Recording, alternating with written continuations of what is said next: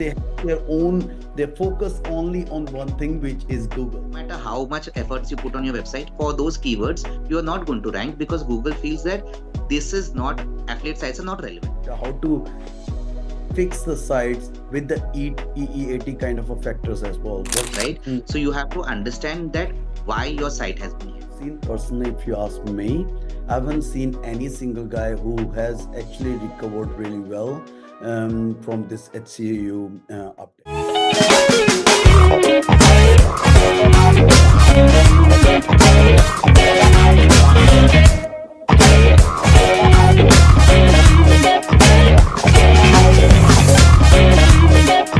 Welcome back to the Agency Growth Lab, and we have a fantastic episode lined up for you today with a special guest who's a true pioneer in link building out affiliate websites, along with the powerhouse of knowledge in link building. So, joining us is Russell Lobo, an industry leader known for his innovative SEO strategies and profound expertise in link building and building out affiliate websites as well for his clients. And in today's episode, we'll deep dive into Russell's journey in the SEO world, exploring his insight on what's working and what's not, and discuss the impact of recent Google algorithm in the SEO. So yeah, there's a plenty of stuff we can talk about it, Russell. Gonna be exciting. So yeah, thank you for being here with us, Russell. How are you? Most welcome. Hi, Rohin. I'm fine, thank you. I've I'm a big admirer of yours too. Over the years, I've seen you grow. I've seen even though you've grown so big, you're still very humble, which is like a fantastic thing. And you're always out there to help people. So yes, I'm very happy to be on your show. And let's get started. Yeah.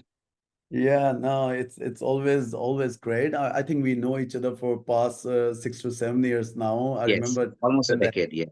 yeah, the affiliate sites, there were some affiliate groups. I remember the challenge you did it long time back, Yes. building out something like 100 links, something in 30 Uh, days. Some, So it was 100,000 words I had written in 30 days, which when you were manually writing words, it was like a crazy amount of words as compared yeah, to today with AI. So in yeah, 2016, I got introduced to niche sites through the website Niche Hacks. So there I realized that at that time, the more content you would put out, high quality, like decent quality content, the faster you'd rank. Because I remember those days, this is before the time where, topical authority and all became the buzzwords. So in yes, 2016, what we realized was the bigger your site focusing on one topic, which is topical authority, the faster you're going to rank. So I had started my niche sites at that time. My first site was a payday loan site. So I had made a 18,000 page site through a tool, through a plugin. And then the pages which were ranking within the top 100, I would manually actually write 1,000 word articles for each one of them. It went very well. It was earning me at that time about 20,000 per month, which is a fair amount of oh money, yeah, coming from a niche site. Yeah. So it went well. That was my journey. That was the start of my journey. Later on, I got into because I was doing link building for my own niche websites. I also then started offering that as a service, link genuine outreach, non-paid link building. So we don't pay for links. We give reciprocal links on high authority websites where we have contributor accounts, and we get links for our clients and for our own websites through that. It's pretty small, about 150 to 200 links per month. Because as you know, if it's genuine outreach and you're not paying for links, you can't yeah. really scale much. So Yes, so no, that's there.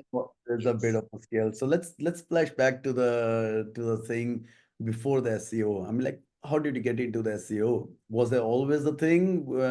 Because I'll talk about myself as an example. I was a mechanical engineer working in the mines as a grease monkey, and then at one time I decided, one of my friend told me, so I decided to jump into this thing and started learning about it. How was your story? That's fantastic to hear that you were actually working in a mine. I'm always curious about that, but I've never seen a mine. So yeah, that's something very interesting. Three So my kilometers story is, ground. sorry.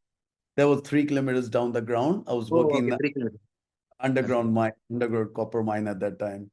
Okay. Yeah, that, So that's scary shit. Anyway, so I've always been above the ground. I started my work with Prudential, the insurance company in UK. mhm. From there, I went to Eclux, that's a KPO, and we were working with Amazon. We were doing the back end of Amazon, the whole pricing and product cataloging and things like that. That was outsourced to Eclux. There I was a manager. I had 40 engineers under me. And it was a very enriching experience because I understood processes, I understood systems and things like that. But I always had this entrepreneurial streak in me, in which I knew that I would, though the environment may be good, I would prefer something small of my own rather than rise up the ranks on the corporate ladder. So Mm. I saved a fair amount of money. I quit my job. I started a digital marketing agency called Taurus Night, where I had good relationships with clients from e-clerks, and then a few of them came in for social media management. So I had Lufthansa, I had Premier in it's a hotel chain. I had a few clients out there, but along with client SEO, I had to travel a lot.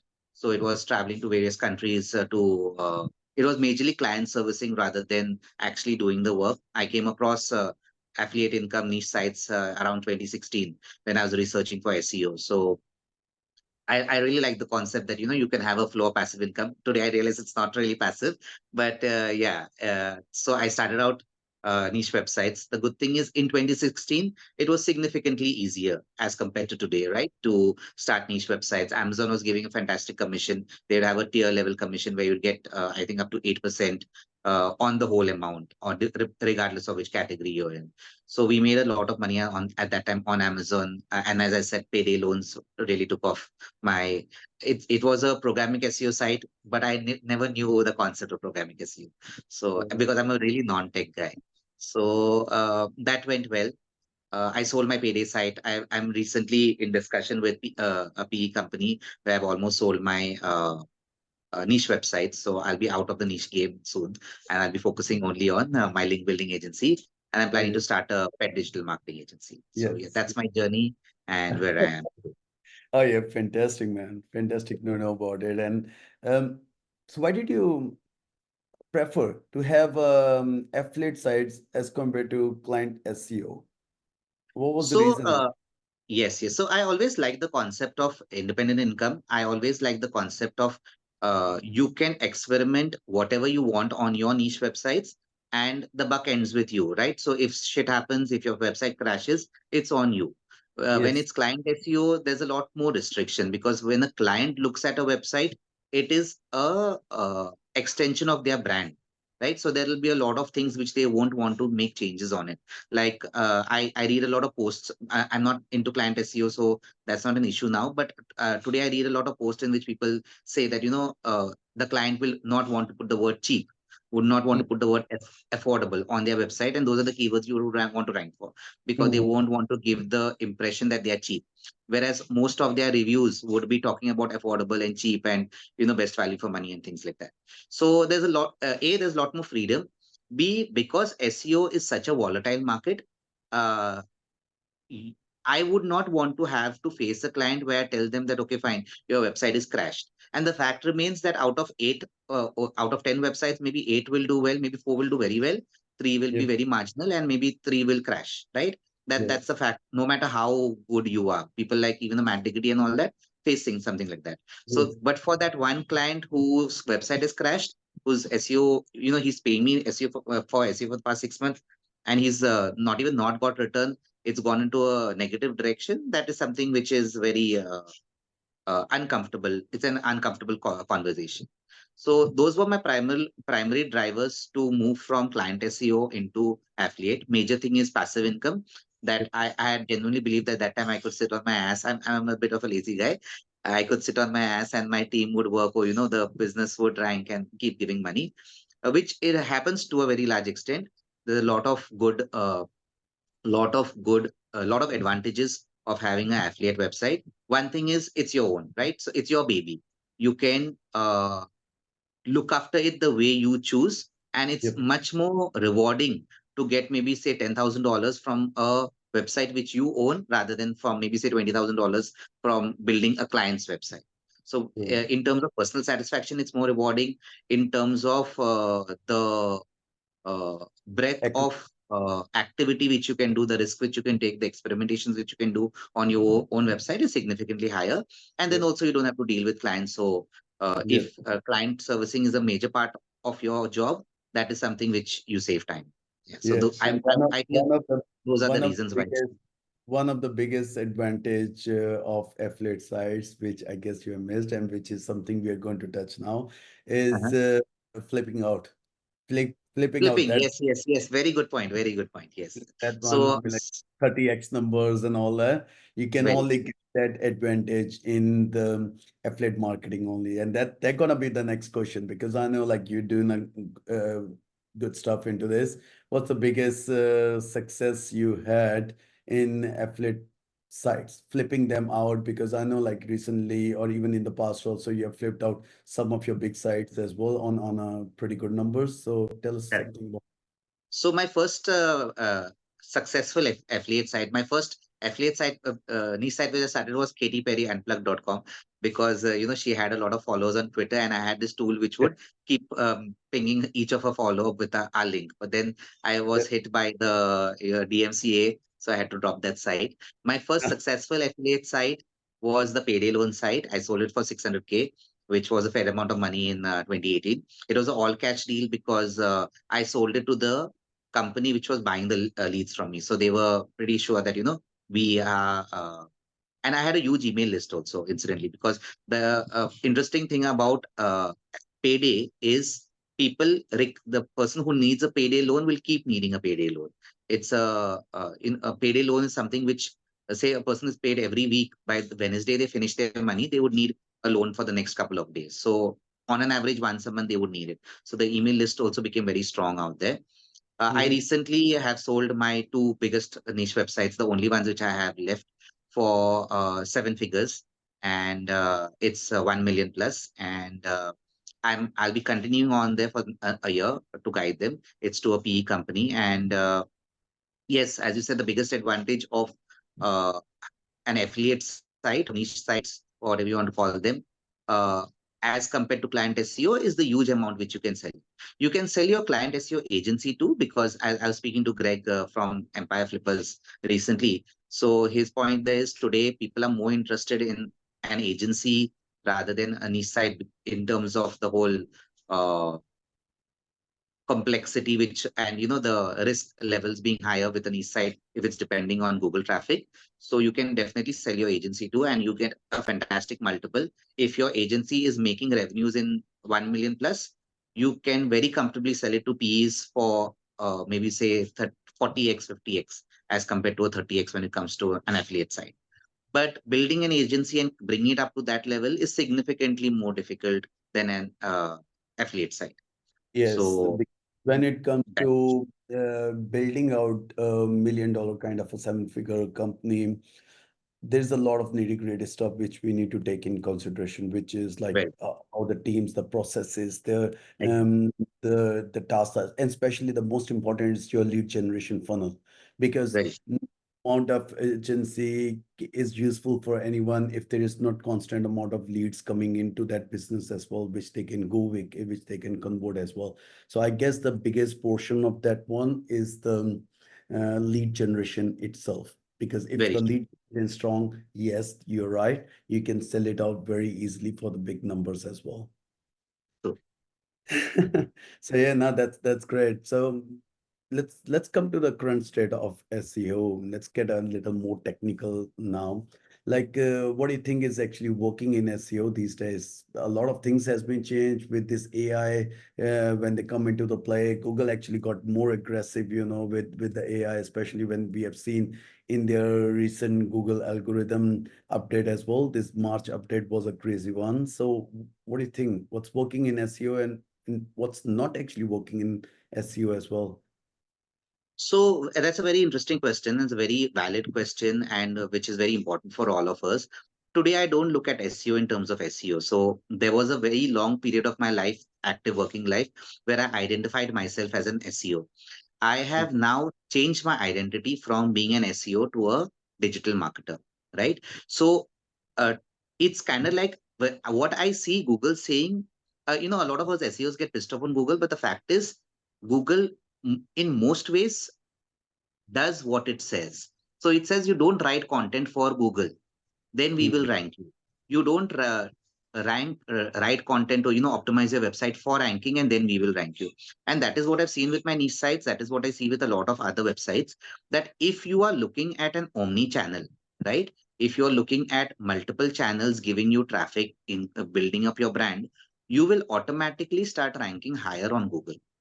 Having said that, on-page optimization is still very necessary, because if you're not doing on-page optimization with proper entity identification and addition, Google is not going to understand what your page is about, right? Or it's going to understand, but it's going to think someone is more relevant. Link building, though, no matter what Google says, is still very relevant. You have a agency, I have an agency. We are seeing that at the end of the day, websites which don't have links don't rank. Websites which have links rank higher. Websites which get consistent high quality links rank significantly high, right? Do genuine outreach. I used to focus on links which are relevant. That is, DR 30 plus, traffic 1000 plus. We used to download that from HTS Content Explorer and do outreach to them. I have seen that that is not pushing the needle as much as links which are in the top 100 SERPs for your keyword or your related keyword. So I have Mm-hmm. moved my strategy. I'm slowly moving my strategy and my clients to that part where, say, for example, your main keyword is kayaks. We will then put the word kayak on Google AdWords, download a whole list of related keywords. Because at the end of the day, Google is telling you what's the related keywords. They know best, right? So Mm-hmm. you download that data, you pick up the top 100 SERPs for the data, remove your duplicates, and then do outreach to them. And I have seen almost a 350% increase in ranking with those type of links as compared to normal links. So uh, you're basically getting links from your competitors, which is like very difficult. But obviously, if Google is ranking them in the top 100, they are very relevant, and they are very powerful in terms of helping you rank higher. So link building is definitely important in that relevant ranking websites. Link building, if you can get nothing like it. PR is very important, because at the end of the day, work which Fezzi is doing, you can get him as a advertiser Yeah. intelligence, because he's like advertising like crazy, but they're doing amazing work. In Yes. Saigon, he recently spoke about the work which he was doing. So PR helps in many ways, that it brings your brand into focus. The whole concept that Google looks at seed websites, and from seed websites which are linking out to you, those websites will help you boost your ranking. Those are the type of seed websites which you get from digital PR. It's very expensive, 5,000 plus per campaign, and Mm. it's a hit and miss, but that also gives a lot of value.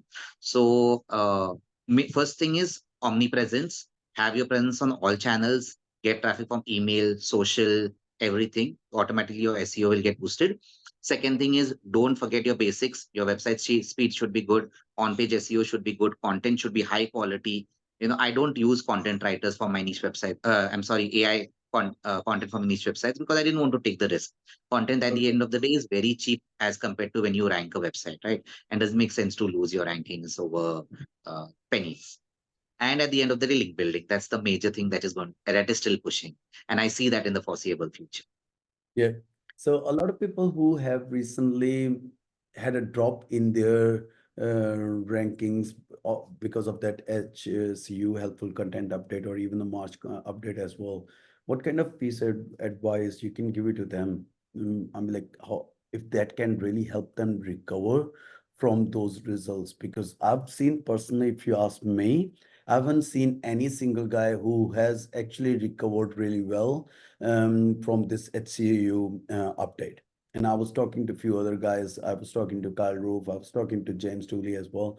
They have a very similar kind of thinking as well. But there are some people who are actually claiming that their sites has been recovered, which is great. So what do you think about it? So not the recovery point, maybe from the overall point, from the overall perspective to how to fix the sites with the EEAT kind of a factors as well. What steps they can take step by step to go about it? So that's a very interesting question. Uh, it's a multi-pronged question, in the sense that there is no one size fits all, right? Mm, So you have to understand that why your site has been hit. So say, for example, if you are an affiliate site, your website has been hit, but your website has been replaced by other affiliate sites. Okay. mm-hmm, This comes down to the quality of your content and your links. If mm-hmm, your website has been hit, but it is not being replaced by affiliate sites, it's replaced by e-commerce sites, right? mm-hmm, That means the intent has changed. So no matter how much efforts you put on your website for those keywords, you are not going to rank because Google feels that this is not, affiliate sites are not relevant to it. Okay. The third thing is, if your website has been hit and on the page one, now you're seeing YouTube, you're seeing Reddit, you're seeing Quora, you're seeing uh, big top names, the 10 top Forbes and all that, and you're seeing SG, and that's filled up your top 10. Even if you come on 11th or 12th position after taking a lot of effort, you're still not going to get traffic, right? Because you're going to be in page two. It's not page two anymore. It's just the scroll, but no one scrolls so down, so low. So you have to analyze your SERPs and see which bucket you fit in, and then take a decision. And here I don't blame Google personally, because the fact is, even my affiliate sites, when I started out, like when I payday loans, I've never been to US, right? So, and the places I used to rank for, I don't know those payday loan people from Adam. I don't know anything about that city. I don't know payday also. It was just copy paste from other websites, rewrite the content and put it. When many of the affiliate sites out there, they are content which they are saying, okay, buy 10 best bed warmers, and they have never touched the bed warmer, right? So and in 90%, 90 to 95% of affiliate sites are that way. So to be Mm. fair, there'll be only 5% who will actually buy the product and review it and all. They also Yes. have been hit, I agree, but 95% of the sites are that way. So I don't see why people crib when their sites get hit, because Yep. at the end of the day, you are just copying from Amazon, you're rewriting and you're pasting it, and for that Yep. you expect money, right? So a very good parameter of to understand if the quality of your content is good is you put it on social media. Like your article should be syndicated to Facebook, Twitter, Pinterest, LinkedIn, all those platforms. And if you're getting traffic from those platforms, that traffic is converting into your email list, okay, into your on your affiliate website. You know that the quality of your content is good enough that readers are actually reading it, they're sharing it, and they want to read more about it, because of which they come in your email list. So that is the Mm. criteria which I put. I know I've digressed from your question of what should they do. So these are the things which they need to do. Also, I would suggest, don't look only at affiliate.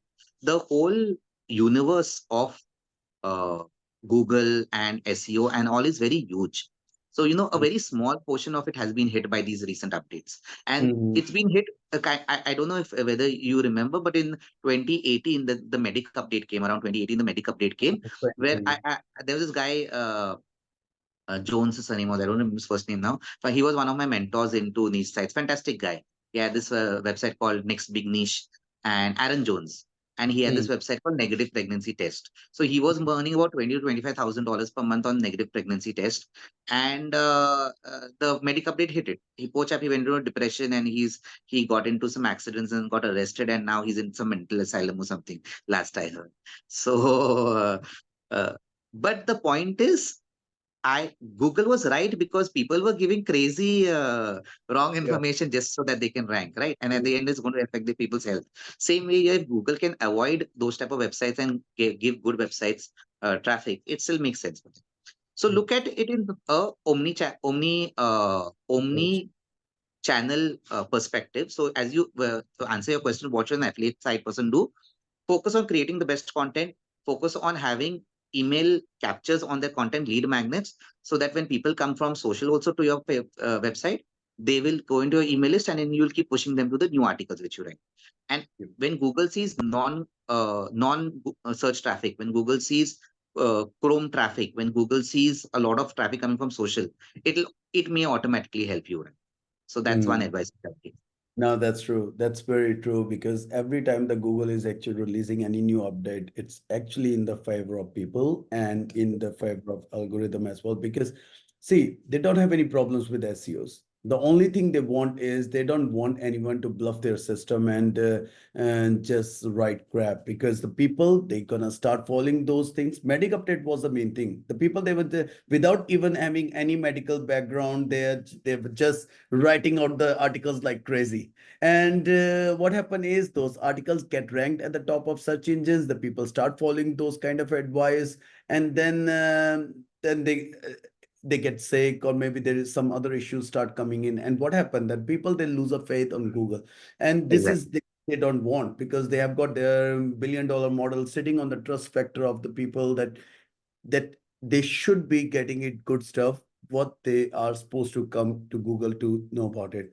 So yeah, the updates are there to help us to polish ourselves. So we need to actually go and understand that thing. And I always tell my team members as well that if you really want to know about Google, or know about like if the things are working in the right way or not, just go and ask Google. I mean, like, put yourself in the shoe of Google and try to understand from that 30,000 feet above the ground, would that be acceptable? Is that something I'm doing right?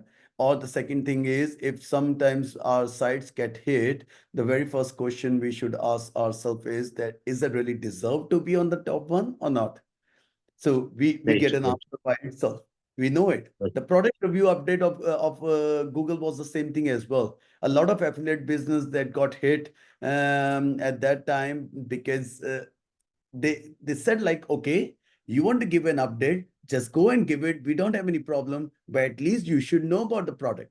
Because Exactly. without knowing about the product, if just writing anything crap, it's just hurting people who are making the purchase, and it's not really good as well. So I completely agree to you. Like, it is important that we, as affiliate website owners, we do understand like what we are writing and does that really make sense or not. Very true. Very true. Yes.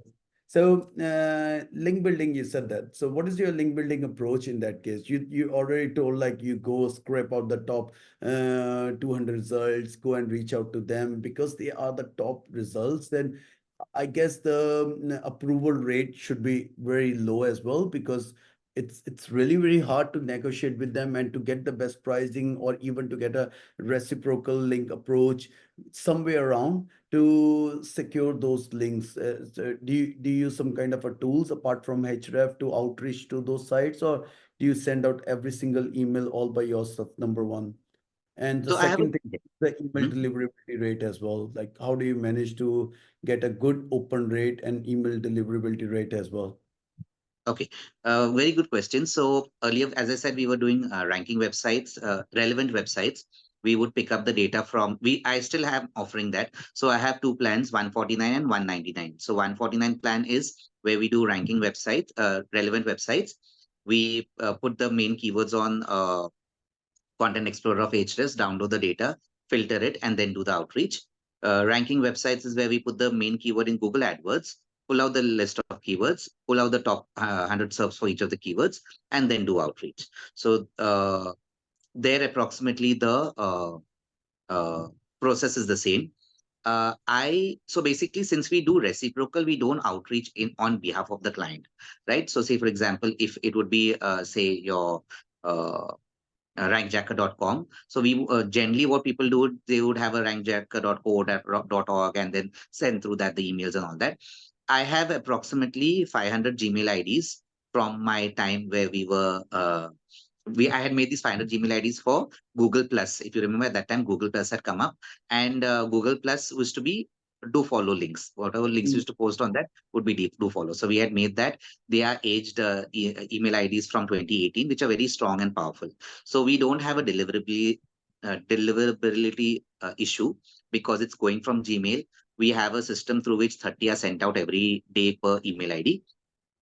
Uh, so that's not an issue. The open rate is pretty significant because we keep testing the subject lines or to see what is interesting for them. But as you said, the acceptance rate is very low. So we have maybe say a 0.5% acceptance rate.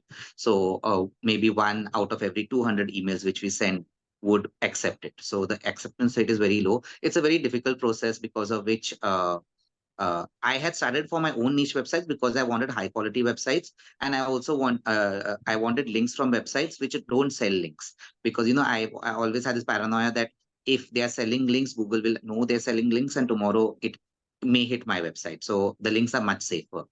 So it's a very labor intensive process. I have a team which does it, thankfully, so I don't really have to work on it. My wife handles the whole uh, link building business. And yeah, as I said, I can't scale. We do add them, like as you said, you make 1,000 plus, right? 15,000 something links you'll make per month. Yes, we We, are. yeah, which is like crazy amount from a person like me, because we make over 150 to 200 links per month. Because that's the maximum we can do, because at the end of the day, there's only that many websites you can do outreach. So there's only that many websites which are ranking actually. Yep, So true. yeah, so the advantage of that is my order book is always full, because I have a fair amount of goodwill on the market. Clients keep taking links back. Even in some projects, for 5 links it takes about 5 to 6 months. But those links at the end of the day are powerful. It helps them, and and since I'm charging per link and not per month, maybe they're getting links from other vendors also. But then they also make sure that they buy links from me. So we have about a 40%, 40,000 per month. It's very small business at the end of the day, but Oh, yeah, it's a decent margin business also, because I don't pay for the links, so we have yes, a significant margin there. Yeah, so yes. that's the No, whole link building process of mine. Pretty simple. It's simple but not easy. yes, true. Now I can imagine that getting the links, securing those links without paying to the blogger, it's not easy because every second blogger, I don't know, maybe they get too much outreach from everywhere, or what happened is like because we try to send out the emails, outreach emails to secure the links as well. Every time they come up with a dollar value, and sometimes the dollar values are like super crazy, Crazy. like And $800 or $1,000 kind of a link, and then we look at the traffic, look at the ranking keywords. It's a kind of a question we ask ourselves: do they really deserve that kind of a dollar amount? So I can imagine. So just a very final question of the day, Russell. Let's say, and there are a lot of people who does not want to get into client SEO. They still prefer to have that niche sites, or they do prefer to go into this kind of a passive model. So let's take a hypothetical scenario. Like if you have to give a piece of advice to the young Russell, what that would be, what kind of mistakes can be avoided, or what is the step-by-step process they can choose to build out a successful niche website? so that's a very good question. Be omni-channel. So don't look at it that there is something called Google, and Google will give me traffic, and because of the traffic I will rank and I will make money. Yep. People were selling before Google, people will sell after Google, right? So if you have a niche which you feel is unexplored, like I'll give you an example. Say, for example, spondylitis. Okay. Now, spondylitis is a niche which is going to grow, because as we age, we are going to get spondylitis. Mhm. A significant percent of the population, considering our sedentary lifestyle, we are not active, we are sitting on the desk for a long time.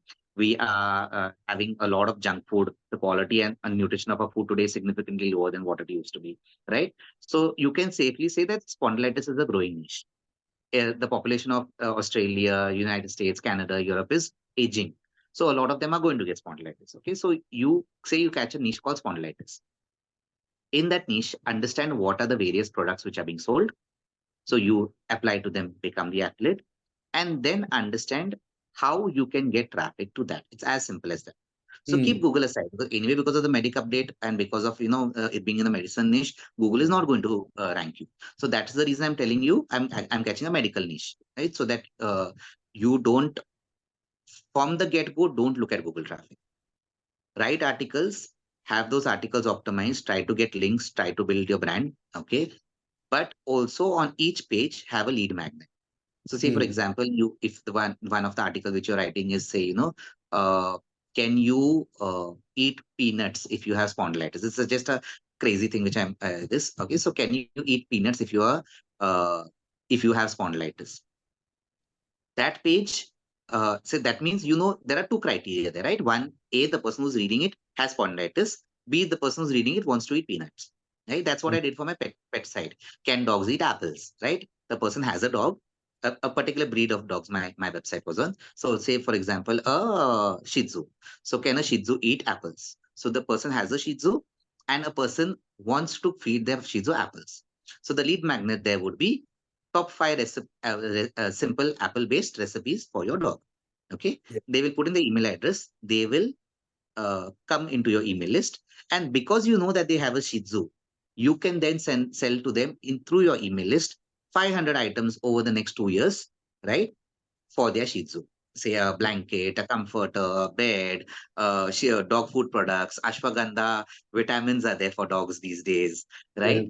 So these multi supplements. So in the same way, once you can a person with spondylitis eat peanuts, then you will have like, yes or no, whatever it is. No, obviously you're not going to put. Then you're going to put an alternative. Instead of peanuts, they can eat hazelnuts. Instead of hazelnuts, they can eat almonds. And these are top 5 recipes. Click here for top 5 recipes for getting people to so pull them into your email list. Now, what happens is once they are into your email list, you don't have to wait 6 months, 8 months for Google to rank your websites. As you are writing your articles, so once you have each article written, make a list of all the top 100 spondylitis groups on Facebook. Make a list of top 100 Twitter group people places which people are talking spondylitis of what's this thing called Facebook. I'm sorry, Twitter, Pinterest, Instagram.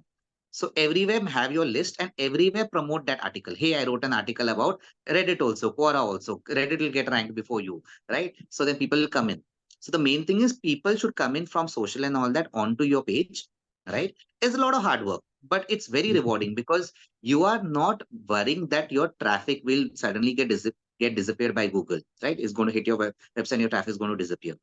You have pulled them into your email list, and then you are selling that. Literally, you send an email every day. So you have a 30-day email sequence, 365-day email sequence, where three information articles, they go to your information article, they maybe click an ad and make you money. And the fourth one will be an affiliate product, which they'll go and they'll buy the affiliate product and make you money, right? Yes. After 6 months, after 8 months, you understand what's your revenue per subscriber. Then you Hmm. understand, can you put Google ads? Can you put Facebook ads? Can you put other type of ads and pull people onto your Hmm. email list? As Yep. long as your cost per ad is lower than your cost per acquisition, you are in positive. So look at Hmm. it from a holistic view, and automatically you're going to get traffic from Google. That's going to be free because you're getting so much traffic from social, from Reddit, from Quora, from Insta, from YouTube, from Google ads, from Facebook ads. Google sees you as a genuine brand talking about spondylitis. So Yes. automatically they'll rank you for spondylitis. Even if we have done that for a client of ours incidentally, uh, it is like xxcure.com. So Hmm. he's general, genuinely a dermatologist. It's about a skin problem which people have, and we actually did this, and he's ranking like much higher than WebMD and all that because of this whole strategy. So this is the way forward. With this, if you catch only one niche, I always have the saying: don't jump onto another niche website until you're making at least 10,000 from the first niche website. So True. focus on one niche, build it up because it's going to take a crazy amount of work. And I don't know, the new generation may be hardworking, but today I am very lazy. There was a time when I used to work 18 hours a day, write 100,000 Yeah. words in the and all that stuff. You I can know. use AI completely for the content here for the simple reason is you don't want to rank on Google. So make your content amazing, but read the article and see that Hmm. if a person is reading this article, will they get value from it? That is what you need to put out in the world. No, it's a very solid point, I would say, because I guess that's some of the mistakes that people they do. In fact, myself as well. We try to jump in so quickly to scale the whole thing, and it's a kind of a mindset because the more content we absorb from the web, we feel it like, okay, there is another way to make money. There's another way to make money. So let's go and do this. Shiny object syndrome. Check syndrome. So, and then we always go about saying like, okay, they jump on very quickly to build out more sites like that, affiliate sites like and bet that do in a different niche all the time. You can't really Yes, be a perfect kind of a guru in every single niche. So right. and you're right that we can't really give our 100% onto that one, and that's where we say, oh, the affiliate sites or something is not working. They're still working. They keep on working, and Yes, moreover, they will always work. yeah, I know some people who started off with affiliate sites and the products were going very good. And then what they did, they ended up making their own product and list it out Yes, on their website and then made a proper e-commerce business from that. very So true. it's like two ways to skin a cat. So it was so much easy. No, it's a value bomb, I would say. A lot of people who make decisions just based on Google and they feel it, oh, the project has failed, and then they go to the trauma centers like Aaron did. So I think this is important to use the omni-channel approach and get a diversified form of traffic from that one. So if something goes hit, they always have other ways to back up those things as well.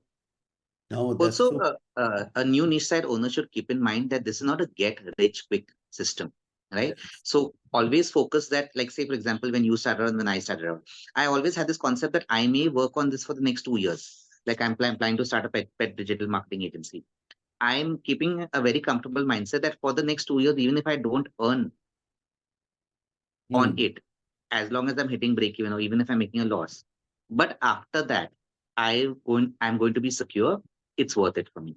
So same way, if any person who's entering into niche websites can have the mindset that even if I don't earn for the next 2 years, but after that, for the rest of my life, if I can earn $10,000 per month, right, which going to be, they don't need to do any other work, it is Yep. still worth it.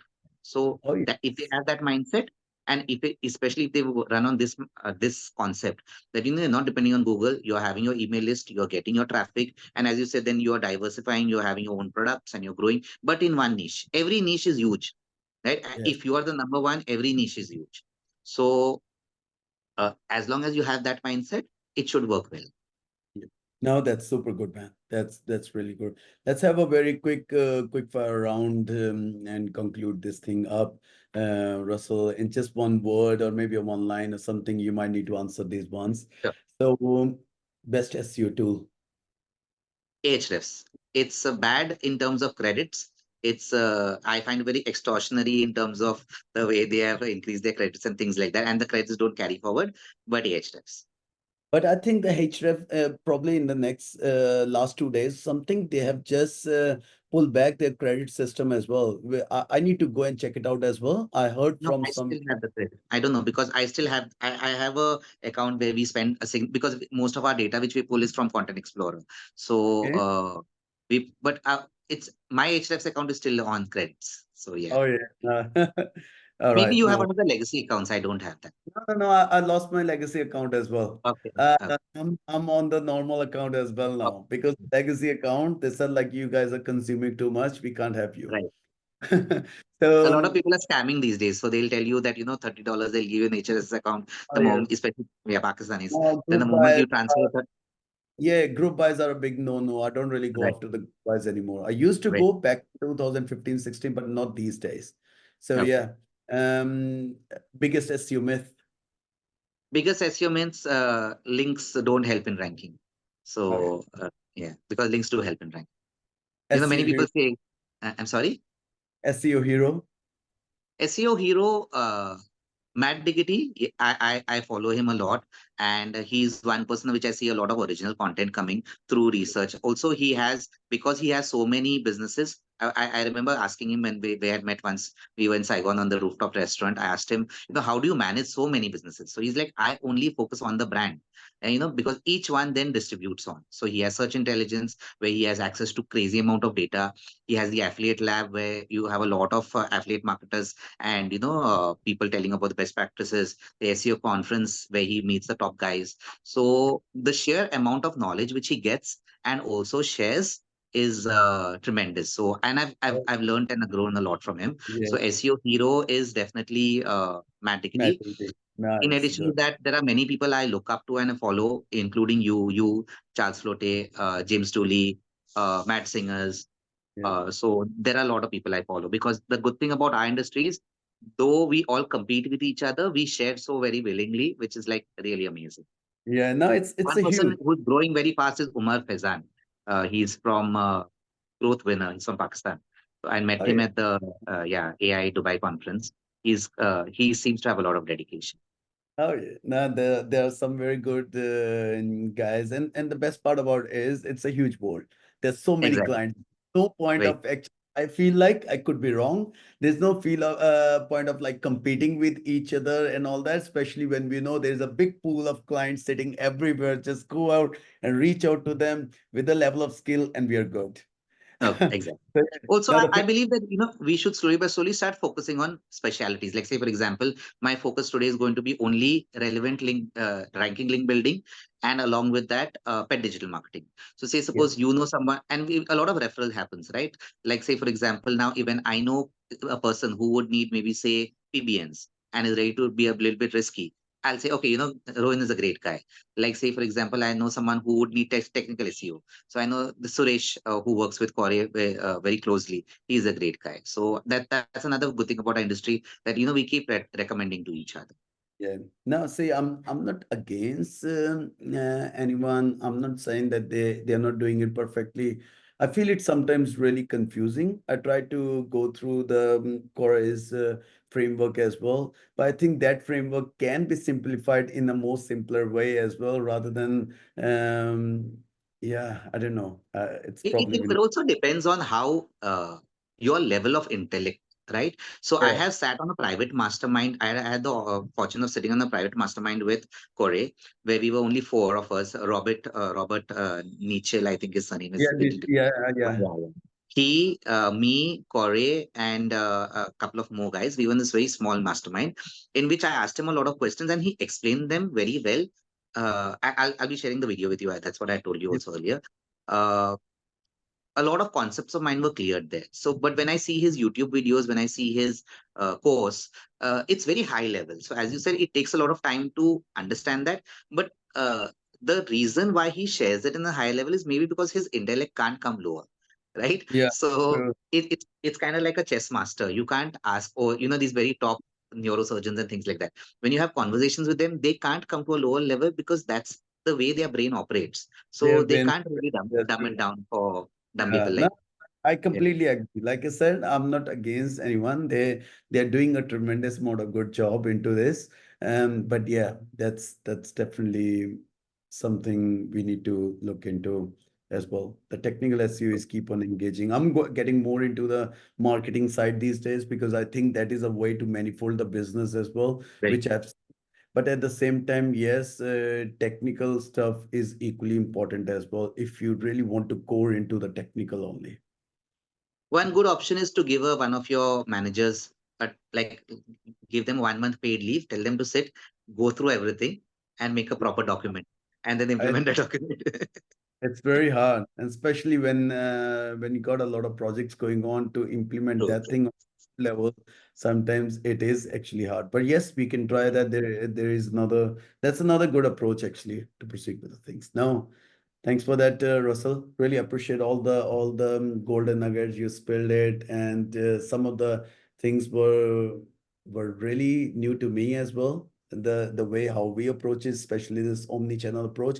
We use that omni-channel approach for our agency, but I never thought of actually using that kind of approach for niche websites. I think that's where majority of the people they go wrong because they Exactly. they have their own they focus only on one thing, which is Google. They feel it like, Right. hey, if Google is not going to reward us, we are nowhere. You know what I mean? That's And this is very where the way you have mentioned the things is really going to help everyone in some way or for another. thanks. Thanks a lot Glad for to hear. that. Really Yes. appreciate all the time you have given to this podcast, Russell. So anyone, if they really want to get in touch with you, also want to know about you, are you somewhere on LinkedIn, which I can follow? I'm most active on Facebook. That's just search russell.com on Facebook, or it's facebook.com/russell.lobo. If you want to get in touch for link building services, it's WH Links, W for white, H for hat, links.com.